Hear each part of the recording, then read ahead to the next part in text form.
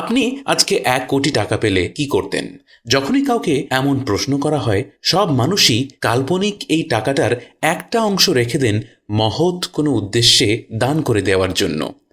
এক মুহূর্তের জন্য সত্যি সত্যি চিন্তা করে দেখুন তো, যদি আজই আপনি আকস্মিকভাবে পুরোপুরি হালাল উপায়ে 1 কোটি টাকা পেয়ে যেতেন, আপনি এর কতটুকু দান করে দিতেন? আশ্চর্য বিষয় কি জানেন?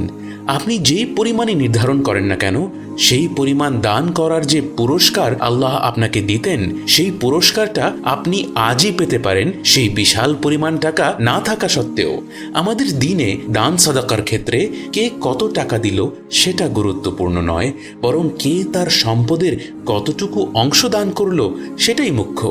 অর্থাৎ আপনার 1 কোটি টাকা থেকে 10 লক্ষ টাকা দান করলে যেই সওয়াব পেতেন, আপনার কাছে 1000 টাকা থাকলে সেখান থেকে 100 টাকা দান করে দিলেও সেই সওয়াব পেতে পারেন।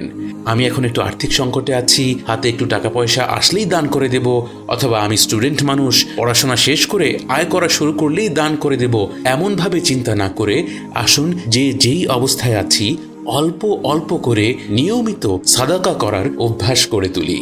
এবং মনে রাখতে হবে, সেই দান অবশ্যই হতে হবে একমাত্র আল্লাহকে খুশি করার উদ্দেশ্যে।